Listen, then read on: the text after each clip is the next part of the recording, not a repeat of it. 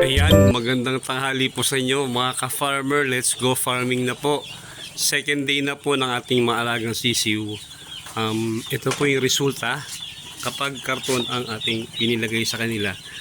Ang karton po ay ginagamit ko kasi last time ko gamit ako ng dayami, pero naglagay pa rin po ako ng karton kasi doon po ako nagpapakain sa kanila. Yung paraan po ng pagpapakain sa karton, yun po ay kumbaga sinasanay natin silang maging habitual yung pagkain nila. Kasi pag nilagay nyo lang sila sa ganyan tray, pagka may pagkakataon lang, doon lang sila kakain. Hindi kagaya na pagka may naghahagis kayo ng pakain dyan sa may karton, nakakapag-create po yun ng tunog na parang nagiging familiar sa kanila kapag kakain na sila. Kaya pag naghagis kayo ng feeds sa may karton, automatic kakain po sila. Kung iba man ay malalayo, halimbawa naghagis kayo dito, nakita yung nagkakagulo, due to curiosity, lalapit sila at makikitoka sila hanggang sa masanay sila lang masanay sa ganong sistema. Kasi ang sisiw po natin ay kakain lang halos pag gutom. Pero pag sinanay nyo sila sa ganong sistema, magiging matakaw po sila. Mas madali po silang lalaki, mas maikli yung panahon ng pag-aalaga natin sa kanila, madali po natin silang ma-harvest. Last time po, nung ginamit ko ay dayami, nagka-problema ako kasi masyadong nagiging basa. Lalo pag itong puti na yun, wala na nga pong pinatayan ko na ng ilaw kasi napakain po ng panahon. Pero tignan nyo, pansin nyo, hiwa-hiwalay pa rin sila. Naghahanap sila ng kumbaga lugar na mas presko, yung akma doon sa temperature na gusto nila. Kapag dayami po kasi, pag umipot sila sa dayami, andun lang, hindi yan na-absorb ng dayami. Unlike sa karton, pag dumi sila sa karton, na-absorb ng karton yung tubig na kanilang dumi. Kaya tapos pag napasuhan pa na yan ang hangin, hindi mas madali po silang matutuyo.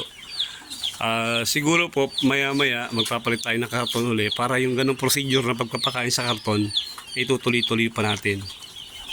Po na feeder, ang drinker po na inilagay ko sa nila ay malalaki. Dalawang piraso po sa baba, isang piraso pa sa taas, pero dapat po yung dalawa yan. Mostly po kapag sila ay nauhaw na uhaw tapos naglagay kayo ng bigla ng painuman, lalo pag kanyang kalaki, nagtatampisaw po sila, nagbabasa sila kasi sabik sila sa tubig, matagal silang nawalan. Kaya pag ganitong hindi sila pwedeng nawawalan ng tubig kasi pag nasabik sila sa tubig, mag-uunahan po yung mga yan. Pag nagunahan yung mga basa, disisipunin sila.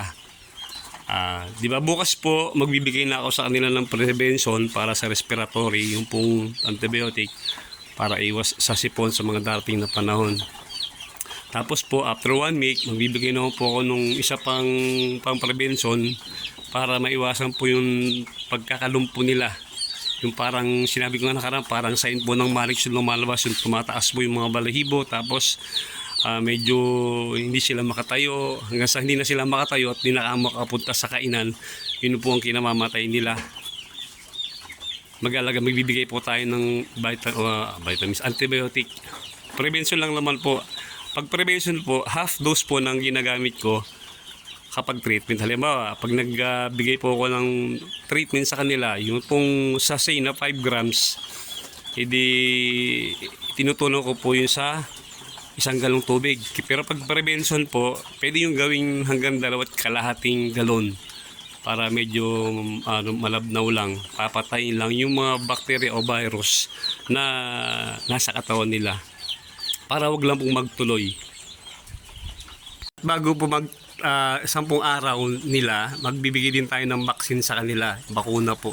Kasi yun nga po, karamihan naman ng ilalabas, lalo pa pag magagandang hatchery, bago po nila ilabas yan o ibenta sa merkado, po yan, nagbibigay mo sila ng initial vaccine. Ang gagawin natin, sisigundahan na lang natin bago mag 10 days.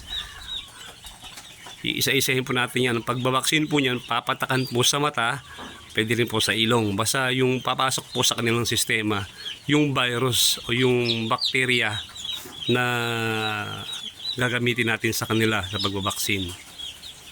Po yung gatong cage type naman po, hindi siya gaanong malangaw. Kagaya nung nakaraan, nag-alaga tayo sa kanto. Medyo masipag lang dapat kayo sa paglilinis. Yan po, ilalim nila. Oh. Ang nasa ilalim po yan, hindi pa yan ipot. Yan po ay feeds na kumbaga tumatapon pag naghahagis ako sa karton. Nung nakaraan po, ang maganda lang po dito sa ganitong klaseng cage type, medyo mababa po yung mortality niya kumpara doon sa malaking kulungan. Tsaka yung itsura po ng sisi o ng manok kapag sila lumalaki na. Ang ganda po. Malinis, walang mga kalmot sa puwet. Kasi kumbaga limitado yung bilang nila sa isang layer. Ang ginagawa po dito, nung nakaraan po ginawa ko po 25 pieces per layer. Di yan po ay 25, 25, 25, di 100 po. 100 po kada kulungan kasi tatlo po yan. Di 300 sakto po sila. Pero ito po ay may pasobra. Binigay po ng ating supplier. May pasobra mga siguro 15 pieces. Para po yung sa mga mortality. Pero so far, mula po kahapon, wala pa naman ako nakitang namamatay sa kanila. Unlike doon sa malaking kulungan ko, first day, second day, siguro nasa mga 7 na, hanggang 10 piraso na. Depende rin din po kasi sa bilang. Ito po kasi 300 lang. Doon po sa kabilang kulungan ko yung malaki, doon po ay kakarga ko ay hanggang 600 pieces. Ano po kung paano daw po yung bigay ko ng prevention. Ang bigay ko po ng prevention, ulitin ko, nag-start po ko minsan second day or third day, 3 araw po yon, half dose. After po nun, the following week, ganun po ulit, kaya lang ibang antibiotic naman po para sa ibang parte ng katawan. Ganun din po ulit, half dose uli nung ginagamit sa treatment, tapos 3 araw din po siya. Pagkatapos po nun, magbibigay na ako ng magpa-flashing muna ako ng 1 araw. Tapos po magbibigay na ako ng probiotic. Pagbigay po ng probiotic, vitamins na po yun. Yung vitamins A, B, C, D, and E. Basta maghanap po kayo ng mga kukumpleto sa AB. Para ABC lang po. ABCD lang po yan. May mga vitamins po na magkakasama. Meron pong kumbaga vitamins ano lang, A, D, and E lang. May ganun po. Hanggat maaari po, yun po maibibigay nyo sa kanila. May mga mumurahin naman po yan. Basta magtanong lang kayo sa mga poultry supply para i-guide nila kayo. Pati po yung tamang pagbibigay ng mga vitamins. Ganitong klase pong cage type, obligado kayong maglagay ng probiotic. Kasi yung probiotic po, malaking bagay po yun. Kinokontrol niya yung langaw. Kasi yung probiotic, tumutulong yun na yung dumi nila ay maging tuyo. Para hindi maging masyadong mabaho, mababawasan yung amoy para hindi makatawag ng mga langaw at kumbaga yung may pupo ay mailalabas ng mga sisiw ninyo ay ano na yung hindi hindi harmful para sa kanila kasi nakapasok na po sa sistema nila yung bacteria na galing sa probiotic. Second day po, hanggat maaari po sana, tutok tayo. Ang bigay natin sa kanila ay maya't maya yung hagis po ng feeds ng patoka. Kaya hindi may iwasan, pagka medyo maraming dumi na yung karton, magpapalit kayo ng panibago. Pero yan, kakaunti lang naman yan halos kasi 2 layer lang siya. Konting karton lang yung magagastos ninyo. Ang patoka ko sa kanila po ay chick booster. Depende po yan kapag mga mabilis silang lumaki. Pag 13th day, pwede na kayo mag-switch kapag magaganda na yung size nila. Pwede na kayo mag-switch sa starter. Tapos siguro mga 20 days pataas, pwede na kayo mag-switch sa grower. Ayan. Yung panahon po ay saktong-sakto. Yung panahon na yan gusto nila kasi mga sisiw pa sila, sakto pa yung init na meron tayo ngayon. Kaya lang kapag sila ay lumalaki na, ang sisiw po kasi 45 days po, habang lumalaki dapat bumababa yung temperatura na nakukuha nila kasi habang lumalaki po sila nakakapag-produce na rin po sila ng mga fats.